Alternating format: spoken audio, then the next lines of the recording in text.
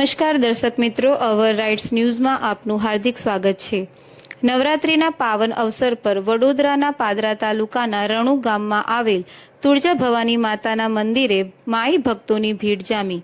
નવરાત્રિમાં નવદુર્ગાના વિશેષ સ્વરૂપોની પૂજા આરાધનાનું ખાસ મહત્વ છે।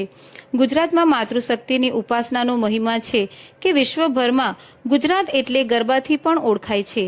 વડોદરાના પાદરામાં આવેલા મા તુળજા ભવાનીના મંદિરનો પણ મોટો મહિમા છે, જ્યાં નવરાત્રિને લઈને દર્શન કરવા માટે ભક્તોની ભીડ ઉમટી રહી છે।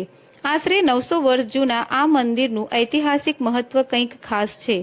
મંદિરના પરિસરમાં આવેલ સરોવરમાંથી મા તુળજા ભવાની પ્રગટ થયા હતા અને અહીં સાક્ષાત બિરાજમાન છે।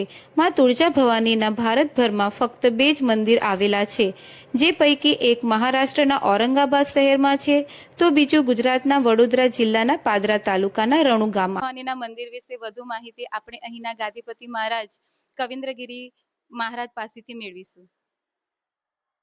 જય માં। આ તુલજા ભવાની મંદિર વડોદરાથી 23 કિલોમીટર આવેલું છે। પાદરાથી 7 કિલોમીટર અહીંયા આવતા થાય અને આ મંદિરને આશરે લગભગ 900 થી 1000 વર્ષ થયા અને શ્રી વિશ્વંભરગીરી મહારાજે અહીંયા પધારી અને સરોવરનું નિર્માણ કરેલું અને માના આદેશ પ્રમાણે એમને દીવો અહીંયા મૂકી અને માતાજીનું જે સ્વરૂપ જે દર્શન કરી રહ્યા છો એમને ત્યાંથી એ સરોવરમાંથી પ્રાપ્ત થયેલું ને એમને સ્થાપના કરેલી।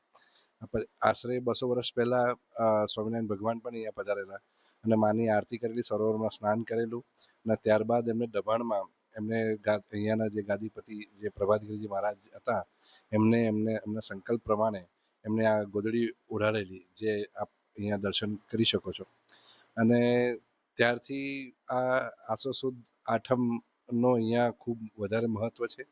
વર્ષોથી લોકો પગપાળા આ નવરાત્રિ દરમિયાન અહીંયા આવતા હોય છે, પોતાના વ્હીકલથી આવતા હોય છે અને આસો સુદ આઠમ માતાજીનો પ્રાકટ્ય દિવસ પણ રણુમાં કહેવાય છે કે અહીંયા મેળાનું પણ આયોજન વર્ષોથી અહીંયા થતું આવ્યું છે અને લોકવાયકા એવી છે કે એ વર્ષોથી એ વખતથી જ અહીંયા મેળો એ રીતે ભરાય છે અને પાછળ સરોવર છે જ્યાંથી માતાજી પ્રકટ થયેલા એ આજે પણ યથાવત છે અને શ્રદ્ધાળુ ભક્તો ત્યાં જઈને માથે પાણી અને એનું જલપાન પણ કરતા હોય છે।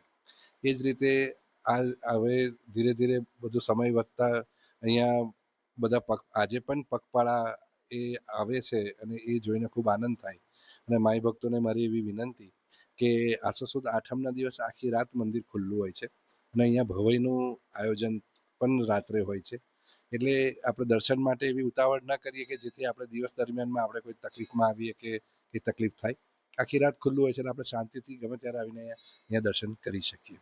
જય માં। જે આપણે પહોંચ્યા છે રણુમાં મા તુળજા ભવાનીના દર્શનાર્થે, તો આવો ભાવિ ભક્તો માતાજીના વિશે શું કહે છે, આવો સાંભળીએ। નમસ્કાર, મારું નામ નીલમ આભાડે છે। હું છેલ્લા ઘણા વર્ષોથી આવું છું। તુળજા ભવાની અમારા કુળદેવી છે અને મંદિર આવ્યા પછી મને એટલું સારું લાગે છે કે આખો દિવસ એટલે આપણે જે ટેન્શનમાં ને એ બધું હોઈએ ને એ આખું દૂર થઈ જાય છે અને એવું જ લાગે છે કે જાણે આપણે મંદિરમાં આવીને શાંતિથી બેસીએ, એવું જ થાય છે કે જાણે રોજે આવીએ મંદિરમાં। એટલે ઘણું સારું લાગે છે મંદિરે આવીને। Thank you. અહીંયા આવીએ છીએ અમે, કુળદેવતા છે અમારા અને એટલું સરસ પહેલાંથી અહીંયા આવીએ છીએ, ઝીરોથી એકદમ સરસ રીતે મંદિરનું ઉદ્ધાર પણ કર્યું છે અહીંયા અને બહુ સરસ આયોજન કર્યું છે અહીંયા। Thank you.